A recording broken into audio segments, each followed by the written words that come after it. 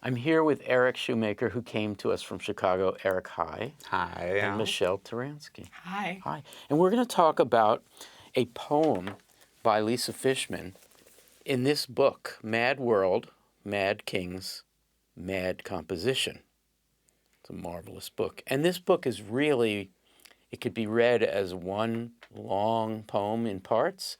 It can be read as a whole bunch of short poems, some of which are downright imagistic, some of which are explicitly influenced by HD, for instance. There's probably some Niedecker in here, which is really Lisa Fishman's part of the world, Wisconsin.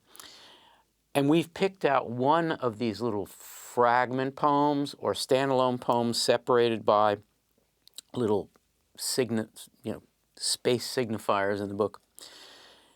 And this one begins Compost-decay. So I'm going to read it, and then I think the second time I read it, I will indicate some things in it, like ellipses and so forth. Just so and then we'll talk about it. Okay. Compost-decay. On a walk I see. I was walking along the river and this happened. And look outside. Aware of themselves, body machine, colons. Does punctuation become the joints? And now, second time through, where I'm going to talk about the lithography, I guess. Compost-decay, compost, decay.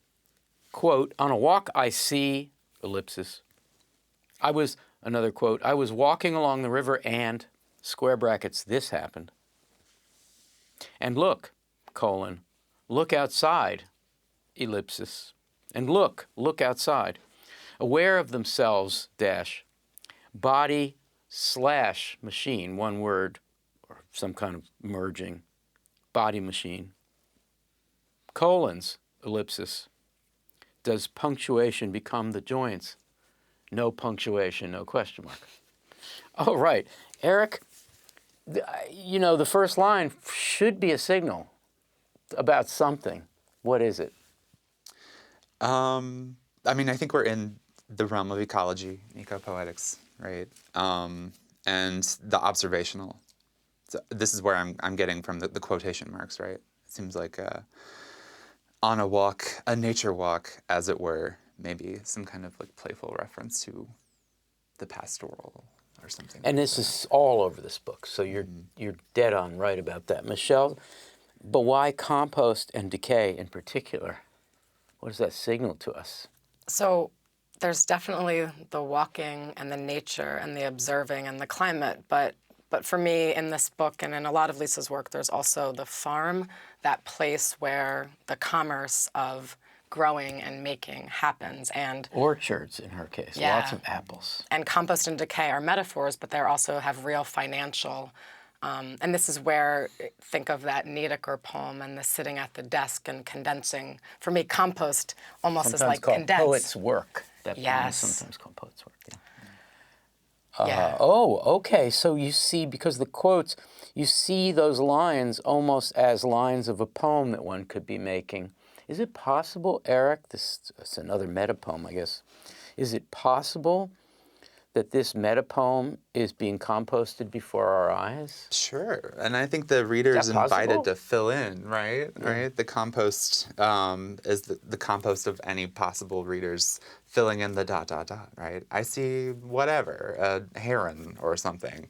Or on a walk I see, and there used to be something I saw, but now because I'm doing a composting poetics, it's gone. So the open-endedness. And the non-transparentness of the poetry that we prefer is composted. It's green. And there's like so much emphasis on the walking, not like as an aid to memory, but like as a way of looking and finding and naming. And so like in a tradition of walking poems that typically do a lot of observing. We have a pulling back here.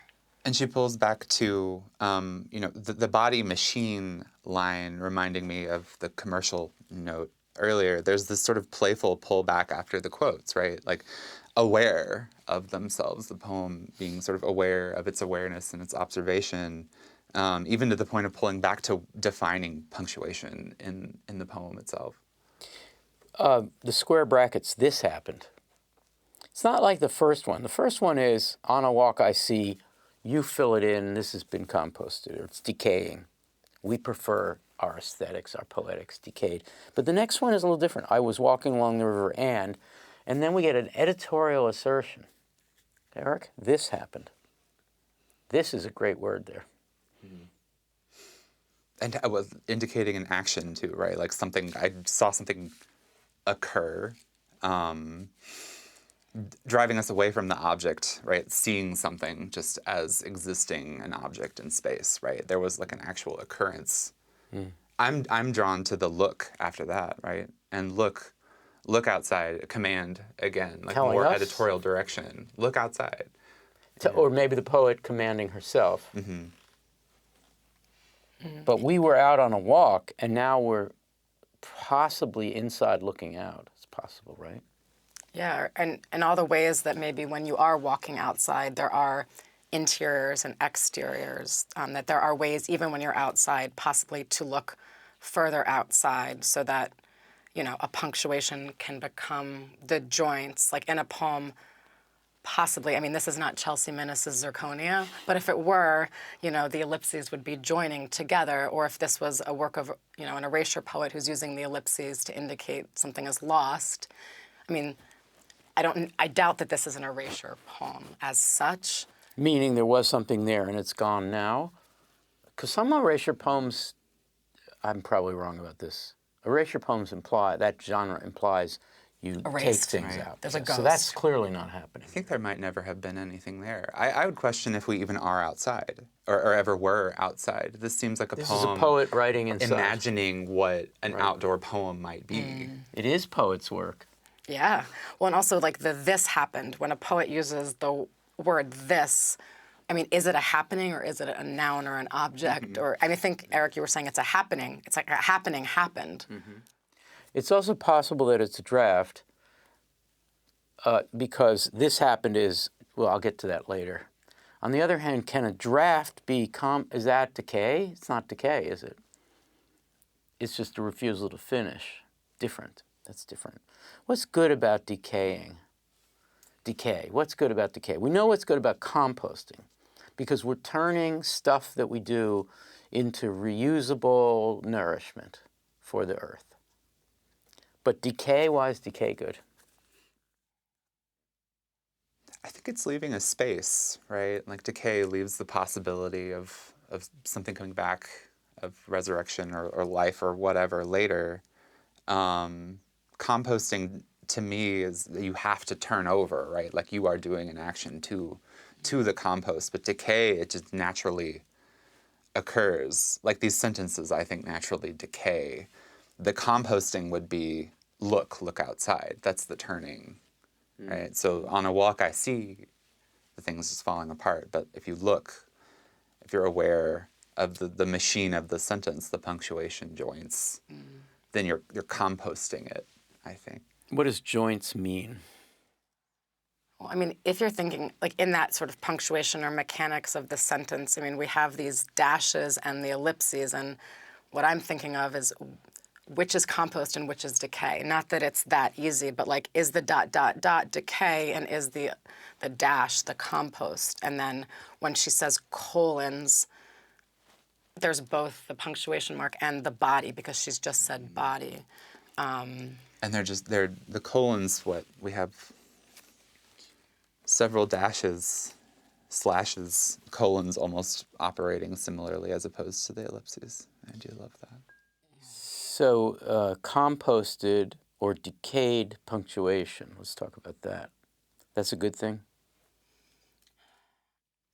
I think here, maybe the punctuation is not body or machine, but something sort of like other.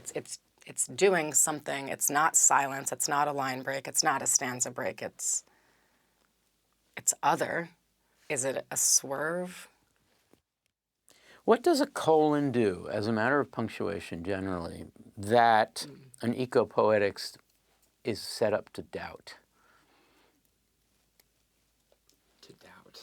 to be skeptical about? I mean, to I'm thinking of criticize? like the list, a colon as a container of list, right? Like a nature catalog. These things are outside. And I suppose in that case, the comma would be a joint between things that are listed, right? So And comma becomes, parataxis is more compostable. But the hierarchy implied, logical conceptual hierarchy implied in a colon saying, and now I'm going to give it to you. This is a poem that's kind of not in favor of giving it to us.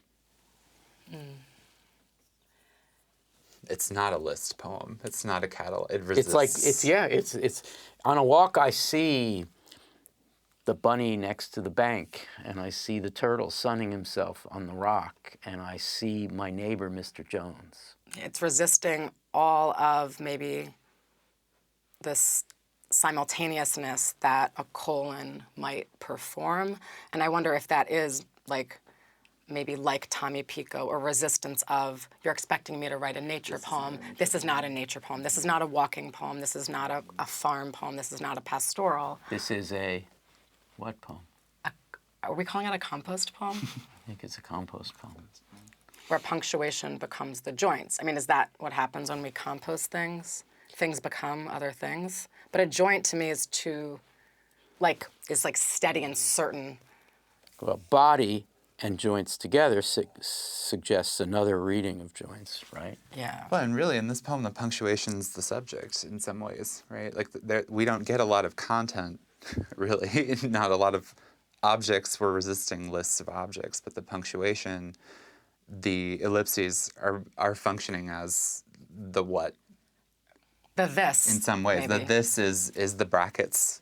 It's the There's empty actually quite space. a lot of punctuation in this poem. There's- We've got dashes, ellipses, quotation marks, square brackets, a slash, and a colon. And a progression of those things too, right? We have the quotation marks starting the poem, suggesting like, I don't know, speech or ideas or something. Like this is what a nature poem contains. Some Moving on people, to- sorry, Eric. yeah. Some people watching this might think, oh, ecopoetics, that's new. I need to get on board. I need to figure that out, right? It's new.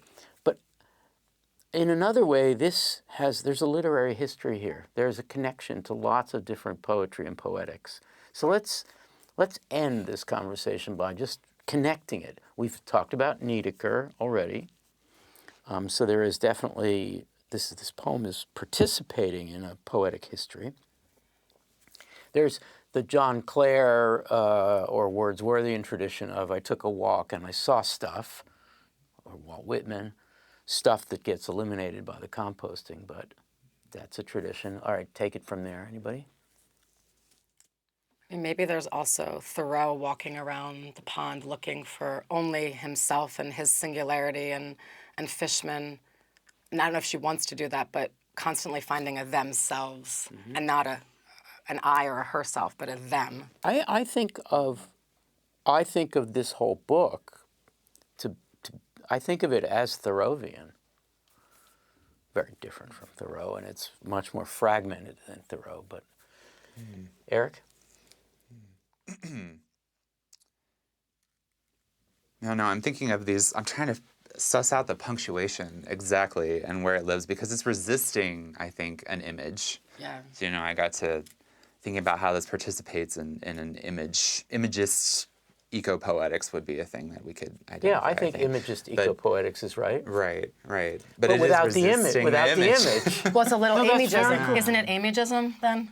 It's an ecopoetics ameism. You better spell that out. You mean Amy Lowell when things got really, really... Maybe. composted imagism could be ameism. It starts to decay. That's funny. though. Possibly for Fishman, everything already was decaying. Oh, I see. Possibly for that's- Fishman. That This is like seems an smart by half. eco-critical, eco-poet. You know, I thought of Joanne Kiger sort of to begin with this, that there's a sense of the redundant observation, I think, and the importance of redundancy. This is a journal entry. This could continue indefinitely. Participating in, I think, in I love it. eco-criticism too. I love it. All right, final thoughts. Oh, I love that idea of the poem sort of doing that and sort of using the walk as a kind of memory, as a kind of marking, but again, sort of resisting the ideas of nature poem or pastoral poem and doing it again. This is a prompt in some ways. Right? Yeah. I like the idea of this setting can you up to write go this. do this. You can go ahead and write this. It's an invitation. My final thought is really sort of not, it doesn't have any finality to it, but themselves. I'm looking for the antecedent. So there's a singular walk. There's a singular happening, this. There's a command. So it's possible that all these singularities add up to a plural, that everything I've just said is aware of themselves. But I just want to point out how fabulous that word is, themselves. Because I'm reading it with the compost, right? I mean, if I'm looking at the way the poem is laid out, compost and aware of themselves are indented the same, right? Everything else is sort of They're headings under compost. This is the compost, and then the decay and the compost are self-aware. Well, I wonder, like, except the reading that I just thought of. Sometimes a great poet will, Ashbery does this all the time, will give you a pronoun or a pronoun form and then identify, instead of an antecedent, it's a postcedent or whatever.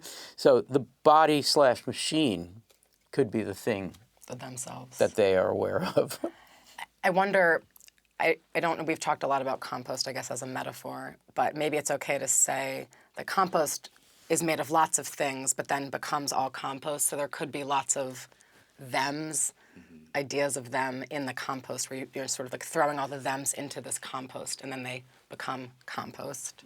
I'm thinking of the colons. Are the colons themselves, maybe? Because also all of the things listed are themselves. That's the plural, composted. Everything in the... Yeah. Yeah. I think colons are the most self-conscious punctuation. This has been great. Eric, Michelle, thank you so much. This is a wonderful poem and a wonderful conversation.